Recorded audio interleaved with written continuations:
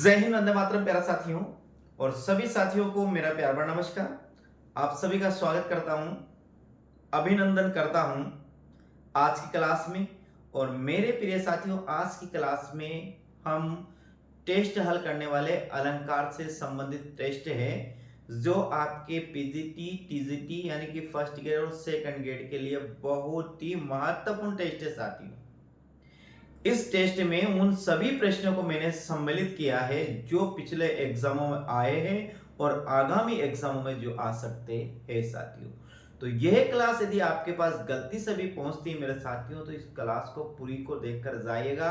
आपका प्रत्येक डाउट है वो इस क्लास में मैं क्लियर करूंगा साथियों। तो एक बार पुनः मैं आप सभी साथियों का स्वागत करता हूं इस क्लास में। और साथियों, क्लास में पहली बार तो चैनल को जरूर सब्सक्राइब कीजिएगा, साथ साथ बेल आइकन दबाकर ऑल पर प्रेस करें, वीडियो को लाइक करें, शेयर करें और कमेंट के माध्यम से मुझे जरूर बताइएगा जाइएगा कि आप कहां से हैं, किसकी तैयारी कर रहे हैं साथियों, और कौन सा प्रश्न है, कौन सी चीज आपको इस वीडियो में बेहतरीन लगी है। तो शुरू करते हैं साथियों आज की क्लास को। और शुरू करने के पहले एक बार पुणे में आप सभी साथियों से गुजारिश करता हूं कि साथियों, चैनल पर पहली बार तो चैनल को जरूर सब्सक्राइब करिएगा। अब देखिए मेरे साथियों, अपना यहाँ पर पहला प्रश्न आता है, बहुत अच्छा प्रश्न है। देखिएगा, पहला प्रश्न अपने यहाँ पूछा है कि विभावना अलंकार का लक्षण है। ये विभावना अलंकार साथियों आपके सेकंड ग्रेड में भी है और आपके फर्स्ट ग्रेड में भी है, यानी कि आपके पीजीटी में भी, आपके टीजीटी में भी है। तो विभावना अलंकार का लक्षण क्या होता है? एक कार्य के अनेक कारण होना, बिना कारण के कार्य की सिद्धि, कारण होने पर भी कार्य की सिद्धि नहीं होना, कारण नहीं कार्य नहीं, यूपी एचएससी असिस्टेंट प्रोफेसर 2016 में प्रश्न आया हुआ है साथियों। तो बताइएगा विभावना अलंकार का लक्षण क्या है साथियों। तो यदि हम विभावना अलंकार के लक्षण की बात करेंगे तो यहां पर अपना आंसर होगा बिना कारण के जहां पर कार्य की सिद्धि होती है वह कहलाता है विभावना अलंकार। विभावना विभावना का अर्थ ही साथी होता है बिना कारण के। तो जहां पर बिना कारण के क्या हो जाता है, कार्य हो जाता है मेरे साथियों, वहां पर कौन सा अलंकार होता है, वहां पर विभावना अलंकार होता है। आपको इसके लक्षण को याद रखना है, इसकी परिभाषा को याद रखना है। जैसे विभावना अलंकार में जब बिना कारण के कार्य सिद्ध हो वहां विभावना अलंकार होता है। जैसे यहाँ पर उदाहरण है, बिनु पद चले सुने बिनु काना और कर बिनु कर्म करे विधि नाना। यहाँ पर जो विधि विधाता है वो बिना पग से चलता है, बिना कान से सुनता है और बिना हाथ से अनेक प्रकार के कर्म करता है, यानी कि यहाँ पर कारण नहीं है फिर भी कार्य हो रहा है साथियों, इसलिए यह क्या है, विभावना अलंकार है। तो आपको ध्यान रखना है, विभावना अलंकार वह अलंकार है जहां पर बिना कारण के ही कार्य सिद्ध हो जाता है या बिना कारण के ही अपना कार्य हो जाता है, वह विभावना अलंकार होता है साथियों। तो आपको ध्यान रखना है और यह उदाहरण भी आपको ध्यान रखना है। अगला प्रश्न आता है अपने साथियों, दूसरा प्रश्न है। और दूसरा प्रश्न क्या, ध्यान से देखिए। यह पूछा है, द्रग ऊर्जत टूटत कुटुम जुरत चतुर चित प्रीति, प्रीति प्रति घाट दुर्जन है दई नहीं रीति साथी। यहां बताया गया कि द्रग ऊर्जत टूटत कुटुम, यानी आंखें उलझती है तो कुटुम टूट जाता है। और जुरत चतुर चित प्रीति, और जब आंखें उलझती है तो चतुर चित प्रति एक दूसरे के दिल, एक दूसरे के हृदय साथियों जुड़ जाते हैं। और प्रति गांठ दुर्जन जे, जो अपने दुश्मन होते हैं उनके हृदय में अपने प्रति जलन उत्पन्न हो जाती है, गांठ पड़ जाती है। दई नहीं रीति, यह ऐसी नहीं रीति है साथियों। तो उपयुक्त पंक्तियों में इनमें से कौन सा अलंकार है? असंगति, विरोधाभास, व्यतिरेक, अन्योक्ति। राजस्थान स्कूल शिक्षा प्राध्यापक भर्ती 2018 में आया हुआ, पीजीटी यूपी पीजीटी 2011 में आया है और यूपी टीजीटी 2005 से 10 में भी साथियों ये एग्जाम में प्रश्न आया हुआ है। तो बताइए दरग उर्जत टूटत कुटुम जुरत चतुर चित प्रति और प्रति घाट दुर्जन हृदय दही नहीं ये रीति। कौन सा अलंकार है बताइए। तो यहाँ पर होगा साथियों असंगति अलंकार। कारण अलग होना, कार्य का अलग होना और कार्य का फल अलग जगह होना, वह कहलाता है साथियों असंगति अलंकार। तो इसमें आएगा अपने क्या होगा, यहाँ ए अपना सही आंसर होगा। अब देखिए यहाँ लिखा हुआ है, देखिए साथियों, हाँ प्रश्नोत्तर पंक्तियों में असंगति अलंकार है। कारण और कार्य में संगति नहीं होने पर असंगति अलंकार होता है। यानी कि कारण अलग जगह होना और कार्य अलग जगह होना, वह कहलाता असंगति अलंकार। यानी कारण और कार्य में दोनों में संगति नहीं होना, वो कहलाता असंगति अलंकार। यहाँ पर क्या होता है कि जुरत द्रग उर्जत टूटत कुटुम, यहाँ पर आंखों का उलझना है, आंखों के उलझने से कुटुम टूट जाते हैं। और जुरत चति प्रति, और नायक और नायिका के दोनों के हृदय जुड़ जाते हैं। तो यहाँ पर उलझ तो कौन रहे, आंखें उलझ रही है, टूट कौन रहा है, कुटुम, तो कार्य अलग जगह हो रहा है और कारण इसका अलग है। इसलिए यहाँ पर क्या असंगति अलंकार है, आपको ध्यान रखना है। इस पंक्ति में उलझते तो नेत्र रहे और गाढ़ दुर्जन के हृदय में पड़ रही है, इस पर भी टूटू और इस पर भी टूट कुटुम रहे, यहाँ पूरी तरह से कार्य एवं कारण की असंगति बनी हुई है। इसलिए मेरे साथियों यहाँ पर क्या है, असंगति अलंकार है। जो ये उदाहरण, ये प्रसिद्ध उदाहरण है, अक्सर एग्जाम में ऐसे कैसे आ जाते हैं, तो आपको इन उदाहरणों को अच्छी तरह से याद रखना है कि कौन से उदाहरण में कौन सा अलंकार है साथियों। अगला प्रश्न आता है, तीसरा प्रश्न, देखिए अच्छा प्रश्न है। जहां पहला वाक्य उपमेय और दूसरा वाक्य उपमान तथा उसके साथ उसके साधारण धर्मों में बिंब प्रतिबिंब भाव हो, वहां कौन सा अलंकार होता है। देखिए जहां पर पहला वाक्य क्या हो, उपमेय हो, और दूसरा वाक्य क्या हो, उपमान हो, और उनके साधारण धर्मों में क्या हो, बिंब और प्रतिबिंब भाव हो, तो वहां पर कौन सा अलंकार होता है साथियों। तो बताइएगा। प्रति वस्तु अपना है, दृष्टांत है, उपमा है, या अर्थांतर अन्यास है साथियों।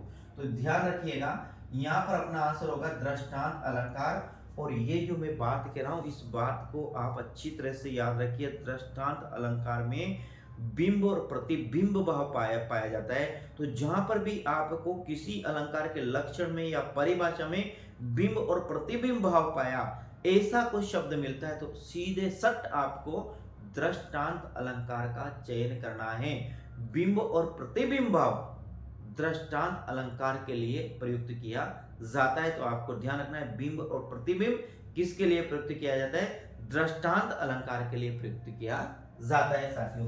तो यहाँ पर अपना आंसर क्या होगा, बी अपना सही आंसर होगा। देखिएगा, हमने देखिए जहां पहला वाक्य उपमेय और दूसरा वाक्य उपमान तथा उनके साधारण धर्मों में बिंब प्रतिबिंब भाव हो, वहां पर दृष्टांत अलंकार होता है। जैसे पगी प्रेम नंदलाल के हमें ने भावत बो, मधुप राज पद पाए के भीख के मांगत लोग साथियों। यहां पर भी क्या है, यहां पर भी दृष्टांत अलंकार है। तो आपको ध्यान रखना है, दृष्टांत अलंकार में जहां पर बिंब प्रतिबिंब भाव पाया जाता है, वहां पर दृष्टांत अलंकार होता है मेरे साथियों, आपको ध्यान रखना है। अगला प्रश्न अपना आता है, चौथा प्रश्न है, उपमेय में उपमान के निषेध रहित आरोप पर कौन सा अलंकार होता है। प्रश्न आया साथियों DSSB पीजीटी हिंदी मेंस 2021 में आया है, और साथियों इसके बाद ये 2018 में भी ये प्रश्न आया हुआ है। उपमेय में उपमान के निषेध रहित आरोप पर, यानी कि उपमेय पर उपमान का अभेद आरोप किया जाता है, निषेध रहित आरोप किया जाता है किसमें, उपमेय में, और एक होता है उपमान। इन दोनों उपमेय जिसकी उपमा जिसको उपमा दी जाए वो तो उपमेय, और जिसकी उपमा दी जाए वो क्या होता है, उपमान। साधारण दोनों में किस कारण से, दोनों में कौन सा गुण मिलता है या कौन सी समानता है जिसके आधार पर दोनों उपमेय एक दूसरे को उपमा दी जा रही, वो कहलाता है साधारण धर्म। तो जहां पर उपमेय को उपमेय पर उपमान का निषेध रहित या फिर अभेद क्या अभेद आरोप किया जाता है, वहां पर कौन सा अलंकार होता है साथियों, बताइएगा। वक्रोक्ति, उत्प्रेक्षा, उपमा अथवा रूपक साथियों। देखिए बताइए, आंसर दीजिए। तो यहाँ पर यदि हम आंसर की बात करेंगे मेरे प्यारे साथियों, तो अपना आंसर होगा डी, यानी रूपक अलंकार सही आंसर होगा। रूपक अलंकार में क्या होता है, उपमेय पर उपमान का अभेद आरोप किया जाता है, उसे रूपक अलंकार कहा जाता है साथियों। अगला प्रश्न देखिए, इसकी व्याख्या देखिए एक बार। देखिए, विवरण इस प्रकार है कि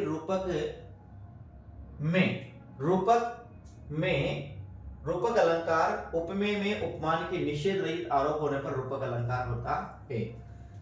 रूपक, यहाँ देखिए, उपमेय में उपमान के निषेध रहित आरोप होने पर रूपक अलंकार होता है साथियों। उपमा, दो वस्तुओं में समान धर्म के प्रतिपादन को उपमा कहते हैं। उत्प्रेक्षा, ये तो रूपक की हुई। उत्प्रेक्षा में उपमेय में कल्पित उपमान की संभावना को उत्प्रेक्षा कहते हैं। वक्रोक्ति, किसी अन्य अभिप्राय से कहे हुए वाक्य का दूसरे व्यक्ति द्वारा श्लेष अथवा काकुक उक्ति में अन्य अर्थ कल्पित किया जाता है, उसे क्या कहते हैं, वक्रोक्ति कहते हैं साथियों। पहला अपना अलंकार आता है रूपक अलंकार में, क्या आता है, उपमेय में उपमान के निषेध रहित आरोप होने पर रूपक अलंकार होता है।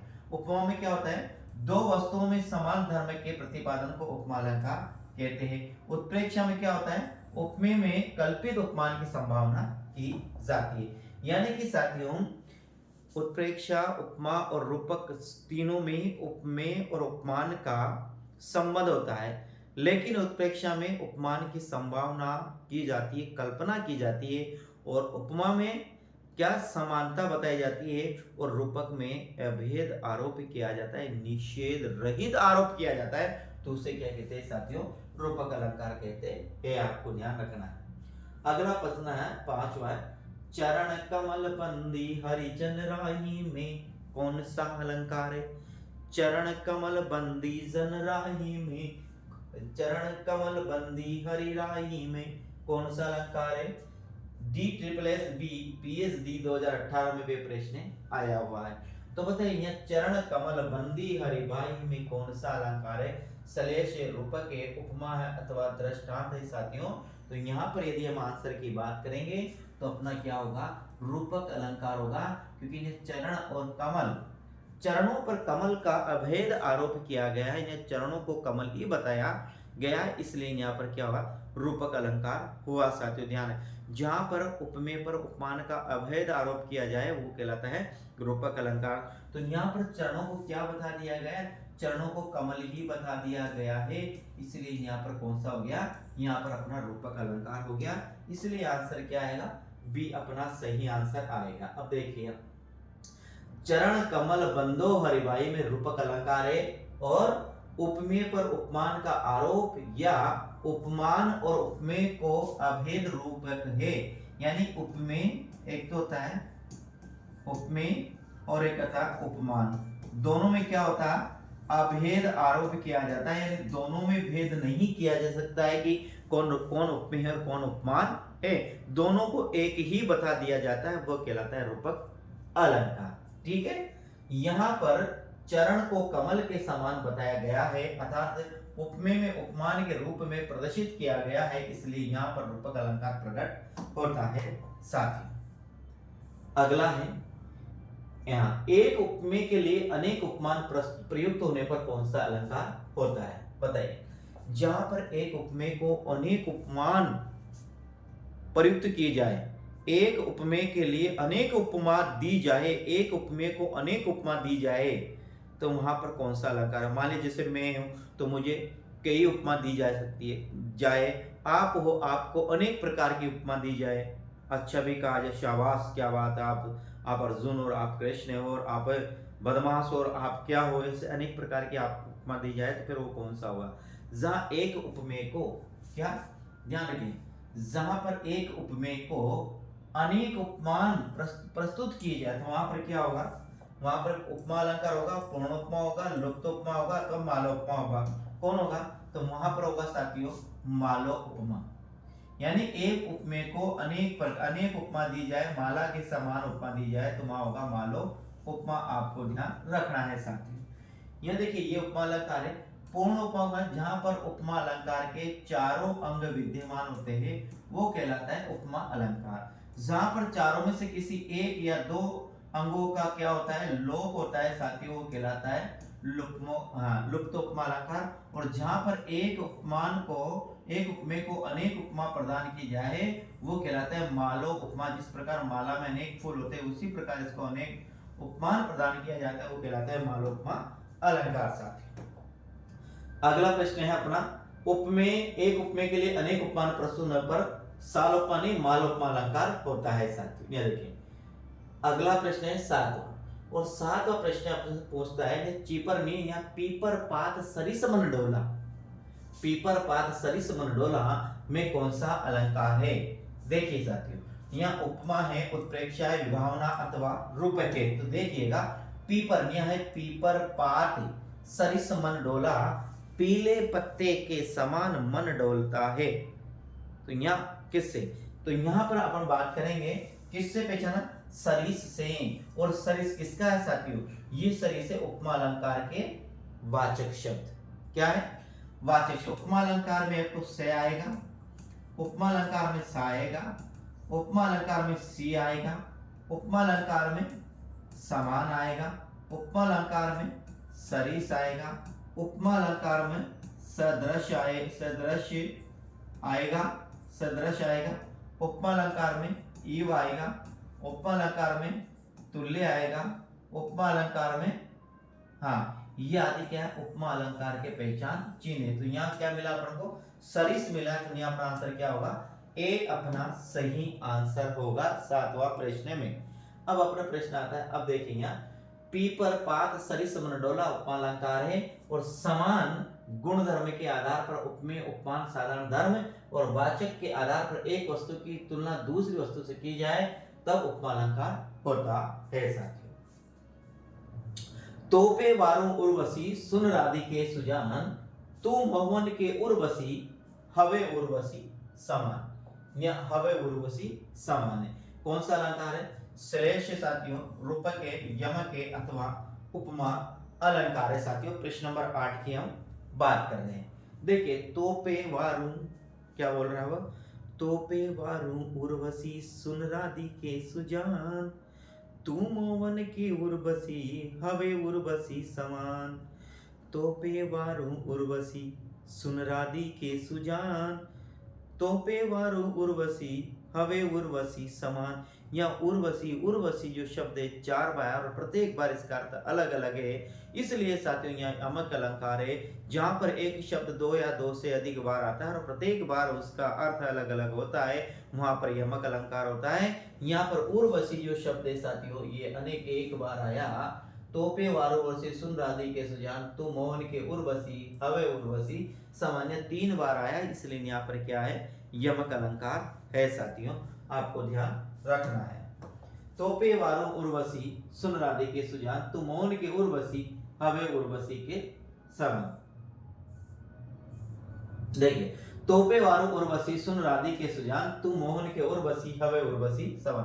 प्रस्तुत दो में यमक अलंकार है। यमक अलंकार जिस काव्य में समान शब्द के अलग अलग अर्थों में आवर्ती हो वहां पर यमक अलंकार होता है। यानी कि जहां एक ही शब्द जितनी बार आए उतनी ही बार अलग अलग अर्थ दे। उपयुक्त पंक्तियों में उर्वशी शब्द के अलग अलग अर्थ है। उर्वशी और उर्वशी नामक अप्सराएं, उर्वशी हृदय में बसी हुई। तोपे वारो उर्वशी सुन राधिके सुजान, तो मौन के उर्वशी हवे उर्वशी के, यानी कि तुझ पे मैं स्वर्गीय अप्सरा निशावर करती हूँ राधिका, तो अपने किसी प्रकार की टेंशन मत ले, यानी तेरा जो नायक है, तेरा जो प्रेमी है वो तेरे को नहीं भूला है। तोपे वारो उर्वशी सुन राधिके सुजान, तो मौन के उर्वशी यानी तू उर यानी हृदय, तो भगवान श्री कृष्ण के हृदय में बसी हुई है। जिस प्रकार से स्त्री अपने हृदय में अपने गले पर एक आभूषण धारण करती वो कभी उसको अलग नहीं करती, उसी प्रकार श्री कृष्ण भगवान ने तेरे नायक ने तुझे बसा रखा है अपने हृदय में। इस प्रकार से ये कभी अंदेशा मत कर कि तेरा नायक तुझे भूल जाएगा साथी, ऐसा है। अगला प्रश्न आता है अपने निम्नलिखित में से उपमा अलंकार किस पंक्ति में है। प्रश्न अपना आता है 9, उपमा अलंकार किस पंक्ति में, टट तमाल तरोवर बहु छाए, मानहु मदन धुंधली दीनी, है उतरा के दन रहो तुम उतरा के पास, हंसने लगे सब हरि आहा, पूर्णेंदु सा मुख खिल गया। उपमा अलंकार पूछ रहा है कौन सा? तो देखिए पहला है टट्टे तमाल तरोवर बहु चाय। यहाँ पर टे वर्ण की बार बार आवर्ती है, इसलिए यहाँ पर अनुप्रास अलंकार है। क्या है? अनुप्रास अलंकार, क्योंकि यहाँ पर टे वर्ण की बार बार आवर्ती है। मानहु मंदु मदन धुंध विदीनी, मानो जानो मनहु मानहु उत्प्रेक्षा अलंकार के पहचान चिन्ह है। हे उत्तरा के धन रहो तुम उत्तरा के पास, यहाँ पर अनुप्रास अलंकार है और अनुप्रास अलंकार के 4 भेद है। छेक अनुप्रास, लाटानुप्रास, अंत्यानुप्रास, श्रुत्यानुप्रास, उनमें से एक भेद है। तो यहाँ पर है साथियों ये। और कैसे बचाना? अपने पूर्ण सा, ये सारा पूर्ण इंदु सा, चंद्रमा सा मुख खिल गया, ये सा। तो ये सा किसका पहचान चिन्ह है? ये है साथियों उपमा अलंकार का। तो यहाँ पर अपना आंसर क्या होगा? डी अपना सही आंसर होगा। ध्यान रखिएगा। देखिए हंसने लगे सब हरि हाहा, पूर्ण इंदु सा मुख खिल गया, इस पंक्ति में उपमा अलंकार है। उपमा का शाब्दिक अर्थ है सादृश्य, समानता या तुलना करना। जा उपमेय और उपमान में गुण रूप या चमत्कृत सौंदर्य मूलक सादृश्य का प्रतिपादन किया जाए, वहां उपमा अलंकार होता है। टट तमाल तरोवर बहु चाय, इस पंक्ति में अनुप्रास अलंकार तथा मानहु मदन धुंध पंक्ति अलंकार में उत्प्रेक्षा अलंकार है। तो आपको ध्यान रखना है से, सा, सी, सम, सरिस, समान, सदृश, इव, तुल्य, जैसे, जैसा आदि जो शब्द है, इन शब्दों में आता है कौन सा? उपमा अलंकार। साथियों आपको ध्यान में रखना है। अगला प्रश्न अपना आता है प्रश्न नंबर 10। जहां प्रशंसा के बहाने निंदा की जाए और निंदा के बहाने प्रशंसा की जाए, वहां पर कौन सा अलंकार होगा? प्रतीप, अर्थांतर, न्यास, असंगति अथवा ब्याज स्तुति। देखो पहली बार परिभाषा देखिए, प्रश्न नंबर 10वां है और प्रश्न नंबर 10वां में क्या पूछ रहा है कि जहां पर निंदा के बहाने प्रशंसा की जाए और प्रशंसा के बहाने जा पर निंदा की जाए, वहां पर कौन सा अलंकार होगा? तो आपको ध्यान रखना है जहां पर शलाघा के बदले व्यास किया, व्यास के बदले शलाघा यानी कि प्रशंसा के बदले निंदा और निंदा के बदले प्रशंसा, तो वहां पर होगा व्याज स्तुति अलंकार। कौन सा होगा? तो अपना यहाँ पर प्रश्न आंसर में क्या होगा? डी अपना सही आंसर होगा। क्या होगा? डी अपना सही आंसर होगा। साथियों आपको ध्यान रखना है क्या होगा? डी अपना सही आंसर होगा। प्रश्न अपना आता है, देखिए जहां प्रशंसा के बहाने निंदा की जाए अथवा निंदा के बहाने प्रशंसा की जाए। क्या बोल रहा है? जहां पर प्रशंसा के बहाने निंदा की जाए और निंदा के बहाने जहां प्रशंसा की जाए, वहां ब्याज स्तुति अलंकार होता है। प्रतीप का शाब्दिक अर्थ होता है उल्टा या विपरीत। जहां पर उपमेय को उपमान श्रेष्ठ बताया जाए, उपमेय को उपमान से, प्रतीप का अर्थ मान लीजिए प्रतीप में, एक प्रतीप में आप याद रखना श्रेष्ठ। क्या याद रखना? श्रेष्ठ। और श्रेष्ठ क्या है? जहां पर क्या है? उपमेय को उपमान से श्रेष्ठ बताया जाए। उपमेय को उपमान से यानी कि मुख को चंद्रमा से सुंदर बताया जाए, मुख को चंद्रमा से सुंदर बताया जाए, मुख को कमल के से सुंदर बताया जाए, नायिका को मृग से, नायिका की आंखें मृग की आंखों से सुंदर बताया जाए, नायिका की आंखों को मछली की आंखों से सुंदर बताया जाए, तो वहां पर होता है कौन सा? साथियों आपको ध्यान रखना, प्रतीप अलंकार होता है। तब वहां प्रतीप अलंकार होगा। असंगति का शाब्दिक अर्थ है संगति न बैठना। जहां पद में कारण और कार्य में संगति न बैठे, वहां पर असंगति अलंकार होगा। और जहां कारण कहीं और हो और कार्य कहीं और हो, वहां असंगति अलंकार होता है। जहां किसी सामान्य बात का विशेष से या विशेष बात का सामान्य बात से समर्थन किया जाए, वहां पर अर्थांतर अलंकार होता है। जहां पर सामान्य बात का विशेष बात है, विशेष बात का सामान्य बात से समर्थन किया जाए, वहां पर अर्थांतर न्यास अलंकार होता है। साथियों ध्यान रखना है। अगला आता है अपना 11वां। निम्न में से शब्द अलंकार कौन सा है? दीपक है, यमक है, रूपक है अथवा साथियों उपमा अलंकार है। देखिए यहां पूछा है निम्न में से कौन सा अलंकार पूछा है? शब्द अलंकार। पहले बात अलंकार है, अलंकार को 3 भागों में बांटा गया है, शब्द अलंकार, अर्थ अलंकार और उभय अलंकार। तो यहाँ पर पूछा है शब्द अलंकार इसमें से कौन सा है? तो यहाँ पर शब्द अलंकार की बात करें साथियों तो अपना शब्द अलंकार है यमक, और बाकी ये तीनों क्या है? ये है अर्थ अलंकार। क्या है? अर्थ अलंकार। शब्द अलंकार जहां पर काव्य में शोभा, चमत्कार या सौंदर्यता, किसमें सौंदर्य, किसमें शब्दों में नहीं है तो उसे शब्द अलंकार कहा जाता है। जहां पर अर्थों में नहीं है तो उसे अर्थ अलंकार कहा जाता है, और जहां पर दोनों में नहीं है तो उसे क्या जाता है? उभय अलंकार। देखिए यमक अलंकार शब्द अलंकार है, निम्नलिखित अलंकार शब्द अलंकार श्रेणी में आते हैं। आपको ध्यान रखना है शब्द अलंकार में कौन कौन से आते हैं? एक अनुप्रास है, यमक है, श्लेष है, वक्रोक्ति है और विप्सा। ये 5 अलंकार आपको याद रखना है। ये 5 अलंकार आते हैं किसमें? शब्द अलंकार में। एक तो अनुप्रास, यमक, श्लेष, वक्रोक्ति और विप्सा। अनुप्रास, यमक, श्लेष, वक्रोक्ति और विप्सा, ये 5 जो अलंकार हैं साथियों ये आते हैं किसमें? शब्द अलंकार में। जहां बिना कारण के कार्य होता है वहां कौन सा अलंकार होता है साथियों? जहां बिना कारण के ही कार्य हो जाता है वहां पर कौन सा अलंकार होता है साथियों? क्या? जहां बिना कारण के कार्य होता है वहां कौन सा होता है? बताइएगा। न्या, अतिशयोक्ति, विभावना, यमके अथवा विषम। बिना कारण के कार्य का होना कौन सा आएगा? विभावना अलंकार। विभावना का अर्थ यही होता है कि बिना कारण का कार्य। तो विभावना जहां पर बिना कारण के कार्य होता है वह विभावना अलंकार कहलाता है। तो अपना आंसर क्या आएगा? बी अपना सही आंसर आएगा। आपको ध्यान में रखना है साथियों। देखिए जहां बिना कारण के कार्य होता है वहां विभावना अलंकार कहलाता है। उदाहरण है जैसे बिनु पद चले सुने बिनु काना, और कर बिनु कर्म करे विधि नाना। ये पहले भी अपने प्रश्न आया है साथियों। हे पुरुष सिंह तुम भी ये शक्ति धारण करो, मैं कौन सा अलंकार है? हे पुरुष सिंह तुम भी ये शक्ति धारण करो। ये पंक्तियां आती है सारे साथियों सूर्यकांत त्रिपट निराला की राम की शक्ति पूजा आती। जब भगवान श्री राम समुद्र पर पुल बनाने के लिए समुद्र से प्रार्थना करते हैं, लेकिन समुद्र उनकी प्रार्थना को स्वीकार नहीं करता है। उस समय साथियों यहाँ पर जामुन जी कहते हैं कि हे पुरुष सिंह तुम भी ये शक्ति धारण करो। पुरुष सिंह, पुरुषों में सिंह, पुरुष सिंह पुरुषों में सिंह साथियों। तो यहाँ पर कौन सा आएगा? यमक, रूपक, अनुप्रास अथवा विभावना अलंकार।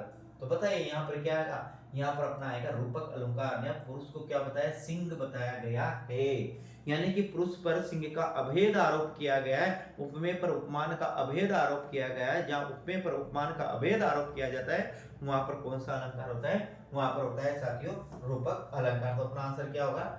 यहाँ पर बी अपना सही आंसर होगा। देखिए पुरुष सिंह तुम भी ये शक्ति धारण करो, इस पंक्ति में रूपक अलंकार प्रयुक्त है, जबकि जब उपमेय और उपमान का अभेद आरोप किया जाए तो रूपक अलंकार होता है। यहाँ पुरुष उपमेय है और पर सिंह उपमान का भेद रहित आरोप होने के कारण यहाँ रूपक अलंकार। भेद रहित या अभेद किस पर? देखिए पुरुष क्या है? यहाँ उपमेय है और सिंह क्या? उपमान। नहीं तो उपमेय पर उपमान का अभेद या भेद रहित आरोप किया गया है, आरोपण किया गया है, इसलिए यहाँ पर क्या बताया गया है? यहाँ पर उपमा रूपक अलंकार है। अगला देख, निम्नलिखित दो में कौन सा अलंकार है? सद्गुरु की महिमा अनंत, अनंत किया उपकार, लोचन अनंत उगाड़िया, अनंत दिखावन आर। सतगुरु की महिमा अनंत, अनंत किया उपकार, और महिमा सदगुरु की महिमा अनंत, अनंत किया उपकार, अनंत लोचन अनंत उकाड़िया, अनंत दिखावन हार। तो यहाँ पर श्लेष है, रूपक है, यमक है अथवा क्या है साथियों? उपमा है। तो यहाँ पर क्या आएगा? यमक। अभी देखा जहां पर एक शब्द बार बार आता है और जितनी भी बार आता है उतनी बार उसका अर्थ क्या होता है? अलग अलग होता है। तो उसे कौन सा? यमक अलंकार होता है। यमक अलंकार एक क्या है? शब्द अलंकार है साथियों।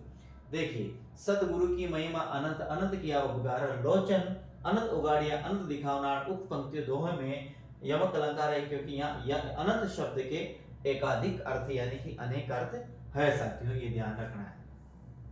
वर्णों की आवृत्ति जहां हो वहां अलंकार होता है, अनुप्रास श्लेष रूपक अथवा यमक साथियों। नहीं देखिए, अनुप्रास भी शब्द अलंकार है, श्लेष भी शब्द अलंकार है और यमक भी शब्द अलंकार है। तो यहाँ केवल वर्णों की आवृत्ति पूछा है, यानी कि जहां पर वर्ण एक ही वर्ण क्या होता है बार बार आता है, वहां पर कौन सा अलंकार होता है, तो वहां पर होता है साथियों अनुप्रास अलंकार। यानी जहां पर वर्णों की आवृत्ति बार बार आती है वहां पर होता है अनुप्रास अलंकार साथियों। यहाँ देखिए, वर्णों की आवृत्ति जहां हो वहां अनुप्रास अलंकार होता है। आवर्ती का अर्थ है किसी वर्ण का एक से अधिक बार आना, उसे कहते हैं आवर्ती। जैसे मुदित महीपति मंदिर आए, सेवक सचिव सुमंत्र बुलाए, या मैं 3 बार आया, सेवक सेवक में से 3 बार आया, इसलिए यह क्या है, यहाँ पर अनुप्रास अलंकार है। सजल नीरस सी कलाकांत थी, पंक्ति में रेखांकित अंश में अलंकार है। सजल निरद सी या निरद सी है साथियों, क्या है निरद सी में अपन को अर्थ बताना है, इसमें निरद सी में अलंकार बताना है, ये लिखना है। सजल निरद सी कला कांति थी, कौन सा है, रूपक है, उपमा है, यमक है अथवा उत्प्रेक्ष है। तो यहाँ पर यदि हम आंसर की बात करेंगे, यहाँ सी आ रहा है, ये सी निरद यानी बादल, बादल के समान थी, कला कांति उसकी चमक, सजल जल सहित। तो यहां पर सी शब्द आ रहा है, तो सी सीधा कहां ले जाएंगे, सी ले जाएंगे उपमा में, कि उपमा में आता है से, सा, सी, सम, समान, सरिस, सदृश आदि शब्द साथियों, ये सब किस में आते हैं, ये उपमा में आते हैं। प्रश्न नंबर अपना आता है, देखो यहां देखिए, सजल निरद सी कलाकांत थी, पंक्ति में रेखांकित अंश में उपमा अलंकार है। दो वस्तुओं में समान धर्म के प्रतिपादन को उपमा कहते हैं। उपमा करते बराबरी या तुलना।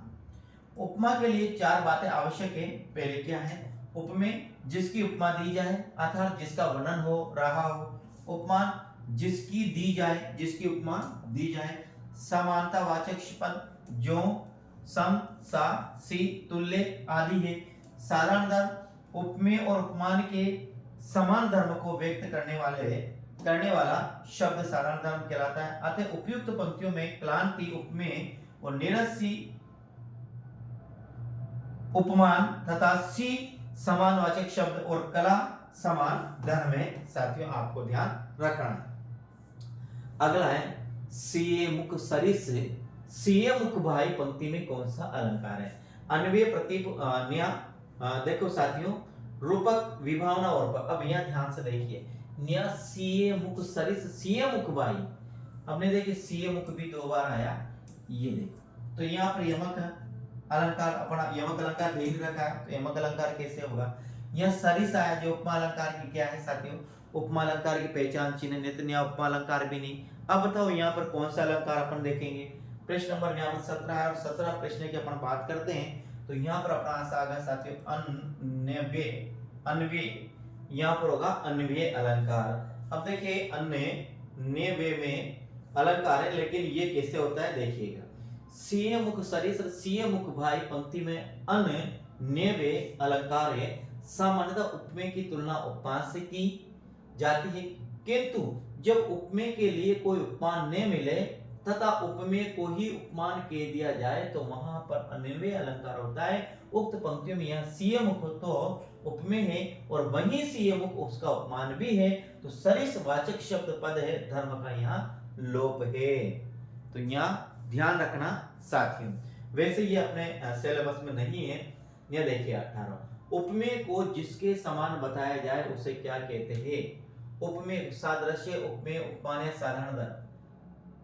उपमेय को जिसके समान बताया जाए उसे क्या कहते हैं? तो उपमेय को जिसके समान बताया जाए उसे उपमान कहते हैं। जैसे चंद्रबदन, चंद्रमुखी, मृगनयनी, गजगामिनी आदि शब्द, तो इनको क्या कहते हैं साथियों?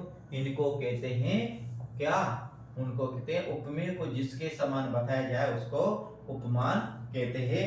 ये अपन को ध्यान में रखना है साथियों।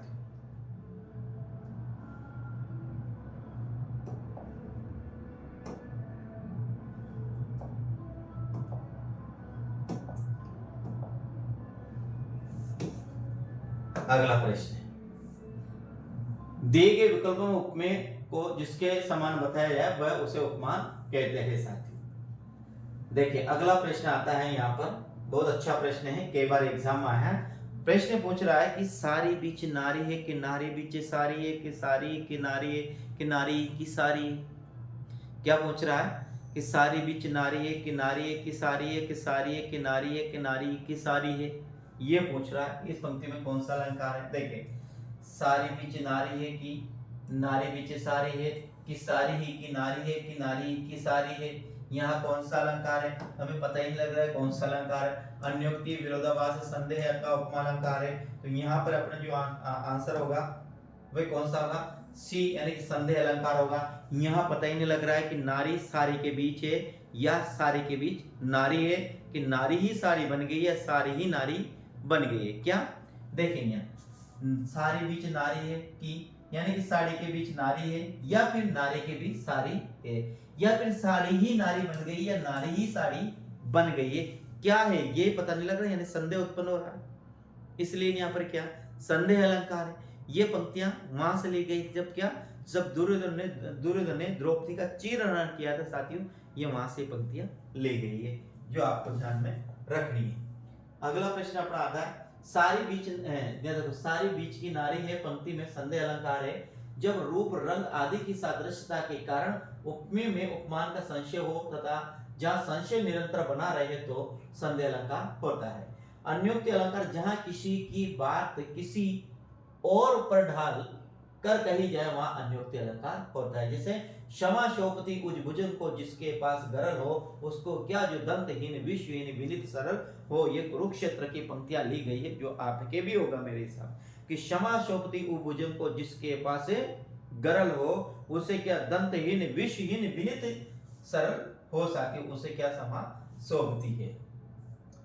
अलंकारों के कितने भेद होते हैं? 8, 12, 6 अथवा 3। तो अलंकारों के कितने भेद होते हैं साथियों? अलंकारों के भेद होते हैं 3। कितने होते हैं? 3। कौन कौन से होते हैं? एक होता है अर्थ अलंकार, एक होता है शब्द अलंकार और एक होता है उभय अलंकार। इस प्रकार से अलंकारों के कितने भेद होते हैं? 3 भेद होते हैं। यहाँ पर आंसर होगा अपना डी, अपना सही आंसर होगा। ये देखो अलंकारों के 3 भेद होते हैं, एक शब्द अलंकार, अर्थ अलंकार, एक होता है उभय अलंकार साथियों। शब्द अलंकार में यही नहीं है यमक, श्लेष, अनुप्रास अथवा उपमा। तो शब्द अलंकार में कौन से नहीं? पीयूपी पीजीडी 2016 में एग्जाम आया। तो शब्द अलंकार में ये नहीं है, बाकी ये भी शब्द अलंकार, ये भी शब्द अलंकार, ये भी शब्द अलंकार, एक वक्रोक्ति शब्द अलंकार है, एक विप्सा शब्द अलंकार है। तो 5 अलंकार शब्द अलंकार है और बचे हुए साथियों क्या है? ये है अपना अर्थ अलंकार। उपमा अलंकार शब्द अलंकार में नहीं होकर अर्थ अलंकार में है, जबकि अनुप्रास, यमक, श्लेष तीनों शब्द अलंकार के भेद है। उपमा, रूपक, उत्प्रेक्षा, अतिशयोक्ति, विभावना, भ्रांति, संदेह, विशेषोक्ति आदि अर्थ अलंकार में आते हैं साथियों। अगला प्रश्न है जिस धर्म साम्य को आधार बनाकर उपमेय उपमान में एकता स्थापित की जाए उसे क्या कहते हैं? साधारण धर्म, वाचक शब्द, उपमान अथवा उपमेय। एलटी हिंदी 2018 में ये प्रश्न आया। प्रश्नों को ध्यान समझिए। जिस धर्म साम्य को आधार बनाकर उपमेय और उपमान दोनों में तुलना की जाए, यानी कि वह कौन सी चीज है जिसको आधार बनाकर दोनों में तुलना की जाए उसे क्या कहते हैं? जैसे मान लीजिए कि आपके मुख की तुलना कोई इस ट्यूबलाइट से कर रहा है, तो दोनों में क्या समानता है कि वह ट्यूबलाइट से कर रहा है? कि आपकी आंखें मेरी मोटरसाइकिल की लाइट के समान है, तो आपकी आंखें और मोटरसाइकिल की लाइट में क्या अंतर है, क्या समानता है? उसे क्या कहते हैं? साधारण धर्म, वाचक शब्द, उपमा अथवा उपमेय साथियों। तो यहाँ पर अपना आएगा साधारण धर्म।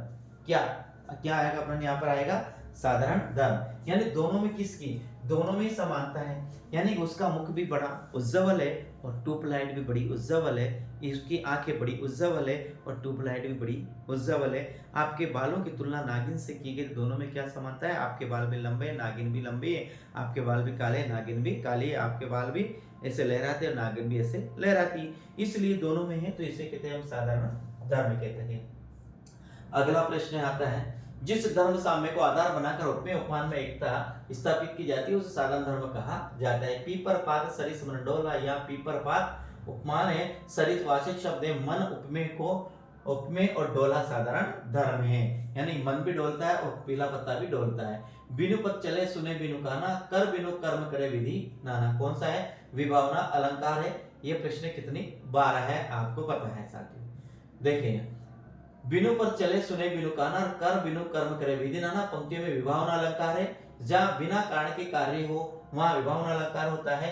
विशेषोक्ति अलंकार कारण और कार्य पर भी कार्य नहीं हो वहां, जैसे पानी बिन मीन प्यासी, वो हो विशेषोक्ति अलंकार है। जैसे असंगति अलंकार में जब कारण कहीं और कार्य कहीं हो वहां पर असंगति अलंकार होता है। जैसे द्रग उर्जत टुटत कुटुम जुनत चतुर्चित प्रीति और पड़त गांठ दुर्जन ये देखी नहीं रीति, यहाँ असंगति अलंकार है।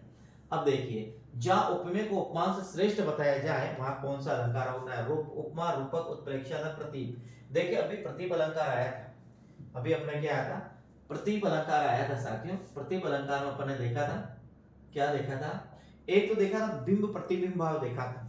तो जहां पर बिंब प्रतिबिंब भाव आता है वो दृष्टांत अलंकार है, और जहां पर उपमेय से उपमान को श्रेष्ठ बताया जाता है वो होता है कौन सा अलंकार है? प्रतीप। वो होता है साथी कौन सा अलंकार? प्रतीप अलंकार। देखिए, जहां उपमेय को उपमान से श्रेष्ठ बताया जाए तो यह प्रतीप का अर्थ याद रखना आप, श्रेष्ठ। क्या याद रखना? श्रेष्ठ। किसमें? उपमेय को उपमान से श्रेष्ठ बताया जाए, आपके मुख को चंद्रमा से श्रेष्ठ बताया जाए, आपके मुख को नायिका के मुख से भी सुंदर बताया जाए, तो वो होता है वहां पर कौन सा? प्रतीप अलंकार। प्रतीप का अर्थ ही श्रेष्ठ माने, प्रतीप का अर्थ क्या माने? श्रेष्ठ माने, और बिंब प्रतिबिंब भाव का माने आप दृष्टांत अलंकार साथी। देखिए, यहाँ इसने कहा है कि जब उपमेय को उपमान से श्रेष्ठ बताया जाए तो प्रतीप अलंकार होता है। प्रतीप का अर्थ होता है उल्टा या विपरीत। यहाँ उपमा अलंकार का विपरीत होता है। उदाहरण से सिय मुख समता पाव किमी चंद्र बापरो रंग, यहाँ सीता जी के मुख की तुलना बेचारा चंद्रमा उपमान से नहीं कर सकता है, अतः उपमेय की श्रेष्ठता प्रतिपादित होने से यहाँ क्या प्रतीप अलंकार है। यानी यहाँ माता सीता के मुख की तुलना समानता चंद्रमा नहीं कर पा रहा है। जिस काव्य पंक्तियों में प्रयुक्त किसी एक ही शब्द के एक से अधिक अर्थ हो उन पंक्तियों में अलंकार होता है। यह नहीं कह रहा कि वहां कौन सा अलंकार होता है जहां पर ऐसे शब्दों का प्रयोग होता है जिनके अनेक अर्थ निकलते हैं, वहां पर कौन सा अलंकार होता है। तो जहां पर एक ही शब्द के एकाधिक अर्थ निकलते हैं, अनेक अर्थ निकलते हैं, उसे कौन सा शब्द कहा जाता है साथियों? तो उसे कहा जाता है रूपक, अनुप्रास, यमक अथवा श्लेष। यूपी पीजीटी में प्रश्न आया हो तो अपना यहाँ पर होगा श्लेष अलंकार। जहां पर एक ही शब्द के अनेक अर्थ निकलते हैं उसे कहते हैं श्लेष अलंकार। जैसे रही मन पानी राखिए बिन पानी सुन, पानी गए न उभरे मोती मानस चून साथियों। तो यहाँ पर कौन सा अलंकार होगा? श्लेष अलंकार होगा साथियों। अगला है, एक काव्य पंक्ति में प्रयुक्त किसी शब्द से एक से अधिक अर्थ होने पर श्लेष अलंकार होता है।